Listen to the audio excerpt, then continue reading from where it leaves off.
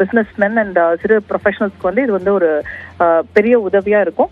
கண்டிப்பா அவங்களுடைய நெக்ஸ்ட் பட்ஜெட்ல அப்கோர்ஸ் இப்போ இதுல வந்து இண்டிவிஜுவல் டாக்ஸேஷன்ல வந்து ஒரு இதை வந்து நம்ம கண்டிப்பா எல்லாருமே எதிர்பார்த்தது தான். நியூ டாக்ஸ் டைம்ல இன்னொரு 50 லட்சம் 50,000 உயர்த்துவாங்களா அப்படிங்கிறது எல்லாமே.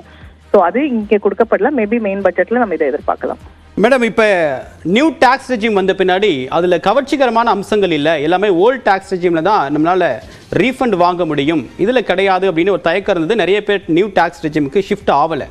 அதை கவர்ச்சிகரமாக்குறதுக்கு ஏதாவது வழி செஞ்சுருக்காங்களா, இல்லை இப்போ இருக்கக்கூடிய நியூ டாக்ஸ் ரெஜிமில் இந்த அறிவிப்பு மூலமாக சாதாரண ஒரு 10 lakhக்குள்ளே சிடிசி வாங்கக்கூடிய எம்ப்ளாய்க்கு ஏதாவது பலன் இருக்குமா?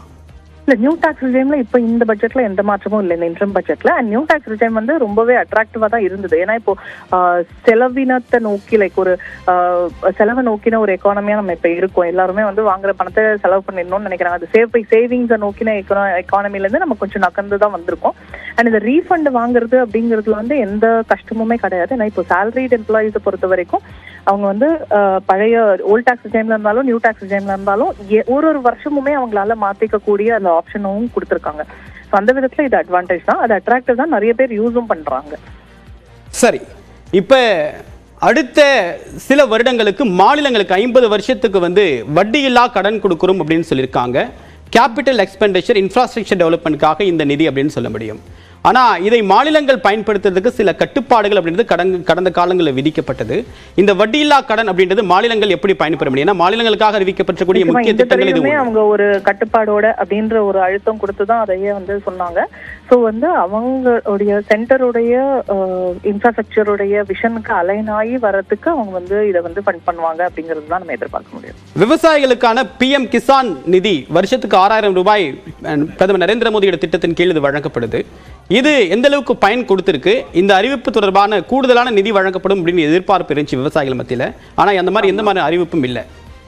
ஆமா, அந்த மாதிரியான எதிர்பார்ப்பு இல்லை. ஆனா விவசாயிகளுக்கு அவங்களுடைய வருமானத்தை இன்க்ரீஸ் பண்றதுக்கு வேற விதமான ஸ்கீம்ஸ் கொண்டு வரப்படும் அப்படின்ற ஒரு உறுதிமொழியும் கொடுத்திருக்காங்க. இந்த 6,000 ரூபாய் வந்து நேரா அவங்களுக்கு போய் சேர்றது வந்து இந்த ஜன்தான் மூலமா நேரா அவங்களுடைய அக்கௌண்ட்டுக்கே போறதுனால எந்த வித ஒரு கஷ்டமும் இல்லாம அவங்க இந்த பணத்தை வாங்கி பயன்பெறாங்க. அதே மாதிரி இன்சூரன்ஸை பொறுத்த வரைக்கும் இப்போ நம்ம அவங்களுடைய பயிர் வந்து சேதமடைஞ்சிருச்சு அப்படின்னா பக்கத்துல இருக்கிற பயிரும் நம்மளதும் இல்லாம டைரக்டா அவங்களுக்கே போய் இன்ஸ்பெக்ட் பண்ணி அவங்களுக்கான இன்சூரன்ஸை வந்து கொடுக்குற லெவல்ல வந்து நம்ம உயர்ந்துட்டோம். அதே மாதிரி PACS வந்து எல்லாத்தையும் வந்து சென்ட்ரலைஸ் பண்றேன் அப்படின்னு சொன்னது வந்து கிட்டத்தட்ட 63,000 தான் டார்கெட்டா இருந்தது. பட் இன்னைக்கு வந்து நம்ம 97,000 PACS வந்து சென்ட்ரலைஸ் பண்ணிட்டோம். ஸோ இந்த விதத்துல ஃபார்மர்ஸ்க்கு நல்லாவே பெனிஃபிட்ஸ் போய் சேர்ந்திருக்குன்னு தான் சொல்லலாம். உங்களுடைய கருத்துக்களுக்கு மிக்க நன்றி திருமிகு சுபாஷினி கணபதி. 2024-2025 நிதி ஆண்டுக்கான இடைக்கால பட்ஜெட்டை மத்திய நிதியமைச்சர் நிர்மலா சீதாராமன் அவர்கள் தற்போது தாக்கல் செய்து முடித்திருக்கிறார். அதில் பல்வேறு முக்கியமான அறிவிப்புகளை வெளியிட்டிருக்கிறார். அரசுடைய கொள்கை முடிவாக கூட இந்த பட்ஜெட்டில் அந்த சில விஷயங்களை குறிப்பிட்டிருக்கிறார்.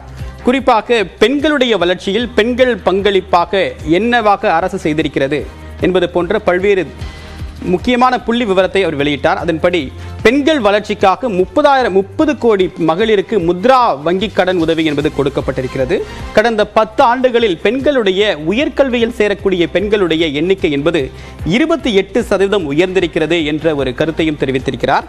அதே நேரத்தில் பெண்களுக்கு மிக அவசியமாக கருதப்படக்கூடிய மகப்பேறு சிகிச்சை வெவ்வேறு இடங்களில் வெவ்வேறு பெயர்களில் என்பது வழங்கப்பட்டு வருகிறது. இந்த திட்டங்கள் தொடர்பாக நிறைய பெயர்களில் பயன்படுத்தப்படக்கூடிய அமலாகி இருக்கக்கூடிய திட்டங்களை ஒருங்கிணைத்து ஒரே பெயரில் நடைமுறைப்படுத்துவதற்காக திட்டத்தை மத்திய அரசு ஆலோசித்து வருவதாகவும் இந்த தன்னுடைய பட்ஜெட் உரையின் போது அவர் தெரிவித்திருக்கிறார். நாடாளுமன்றத்தில் குறிப்பாக இந்த பட்ஜெட் தாக்கல் உரையின் போது மற்ற முக்கியமான அறிவிப்புகளை அடுத்து வரக்கூடிய தேர்தலுக்கு பிறகு முழுமையான பட்ஜெட் தாக்கல் செய்யும் போது நாங்கள் தெரிவிப்போம் என்று நிதியமைச்சர் நிர்மலா சீதாராமன் நகைச்சுவையாக தன்னுடைய கருத்தை தெரிவித்திருக்கிறார். பெண்களுக்காக இளைஞர்களுக்கு பாதுகாப்புத்துறை என்பது போன்ற 3 முக்கியமான தளங்களில் இந்த பட்ஜெட்டில் கவனம் பெற்றிருக்கிறது. அதே போன்று பாதுகாப்புத்துறைக்கு வழக்கத்தை விட கூடுதலாக இந்த முறை 5 லட்சம் கோடி ரூபாய் அளவுக்கு நிதி என்பது ஒதுக்கீடு செய்யப்படுகிறது. அதே நேரத்தில் பெண்களுக்காக கூடுதலாக நிதி ஒதுக்கீடு செய்யப்படுமா என்று எதிர்பார்க்கப்பட்ட நிலையில் ஏற்கனவே செயல்படுத்தப்படக்கூடிய பல்வேறு திட்டங்களை மேற்கோள் காட்டிவிட்டு அடுத்ததாக அரசு பெண்களுக்கு என்ன செய்ய இருக்கிறது என்பதை மட்டும் குறிப்பிட்டு பேசியது. வரிச்சலுகையை பொறுத்தவரைக்கும் ஓல்டு ரெஜிம் என்று சொல்லக்கூடிய பழைய வரி விதிப்பு முறைகளில் எந்த விதமான மாற்றமும் இல்லை, தனிநபர் வருமான வரி உச்சவரம்பு உயர்த்தப்படவில்லை, எந்த விதமான மாற்றமும் இல்லை என்று அரசு தெளிவுபடுத்தியிருக்கிறது. அதே நேரத்தில் புதிய வரி விதிப்பு முறையில் சில மாற்றங்களை, குறிப்பாக தொழில்துறையினர் பயன்பெறக்கூடிய வகையில் சில மாற்றங்களை மட்டும் செய்திருக்கிறது. இது அனைவருக்கும் பயனளிக்கக்கூடிய வகையில் இருக்குமா என்பதை பொறுத்திருந்தான் பார்க்க வேண்டும். ஆனால் பழைய வரி விதிப்பு முறையை, அதாவது வருமான வரி செலுத்திவிட்டு மீண்டும் ரீஃபண்ட் பெறக்கூடியவர்கள் எந்த விதமான மாற்றமும் தற்போது இந்த வரி விதிப்பு முறையில் இல்லை. அடுத்ததாக பொருளாதார வல்லுநர் திரு ரகுநாதன் முன்னேற்ற பேசலாம். சார் வணக்கம். பட்ஜெட் உரையை முழுமையாக கேட்டிருப்பீங்க, உங்களுடைய முதற்கட்ட பார்வை என்ன? நிறைய எதிர்பார்த்தது கிடைக்கல. ஆனா 2-3 அறிவிப்புகள் இதமாக இருந்தது.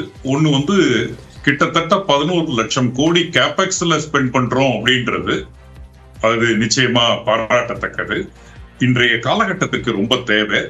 இரண்டாவது அந்த பட்ஜெட் கேபெக்ஸ 3 ரயில்வே தடங்களுக்கு செலவு பண்ணுவோன்றது பரவலாக போகும். இப்போ ஒரு விமான நிலையம் கட்டணும்னா ஒரு இடத்துலதான் கான்சென்ட்ரேட்டடா இன்வெஸ்ட்மெண்ட் இருக்கும்.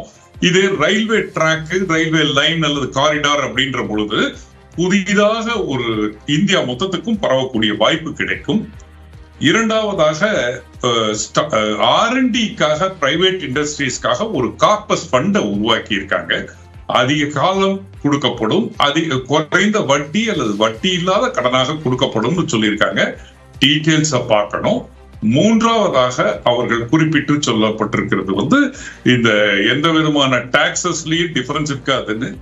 பட் நிறைய எதிர்பார்ப்புகள் இருக்கு, நிச்சயமா அதைத்தான் சொல்லணும். ஏன்னா இன்றைய காலகட்டம் ஒரு முக்கியமான கடுமையான ஒரு காலகட்டம். வேலை வாய்ப்புகளை பெருக்குவதற்கு என்ன வழி, அல்லது மக்கள் சாமானியர்களுடைய வாழ்க்கையிலே துண்டு விழும் பட்ஜெட்டிற்கு எப்படி ஒரு விதிவிலக்கு வரப்போகுது அப்படின்றது, சிறு குறு தொழில்களுக்கு எந்த மாதிரியான சப்போர்ட் கொடுக்க போறோம்ன்றது, இத மாதிரியான எந்த அறிவிப்பும் இல்லை. ஆனாலும் கூட அவங்க என்ன சொல்றாங்க, நாங்க அடுத்த பட்ஜெட் நாங்க தான் திரும்பி வரப்போறோம், நாங்கள் வரும் பொழுது போடும் பட்ஜெட்டின் எல்லா நீங்கள் எதிர்பார்த்த அறிவிப்பு இருக்கும்னு சொல்றாங்க. அவ்வளவு நம்பிக்கை நாம் தான் வரப்போகிறோம் என்று இருந்தால் இப்பொழுதே சொல்லி இருக்கலாம். இந்த கேள்வி வருதா வரலையா? அப்போ நாங்க தான் வரப்போறோம், நாங்க தான் இதை பண்ண போறோம் சொல்றது விட்டு கடந்த 5 ஆண்டுகள்ல எந்த அளவுக்கு உயர்ந்திருக்கிறோம் வந்திருக்கிறோம் என்றதுதான் நிறைய டைம் எடுத்துக்கிட்டதா நினைக்கிறேன். பட் பட்ஜெட்டில் எதிர்பார்த்த சில அறிவிப்புகள் இல்லாமல் போனது வருத்தம் தான்.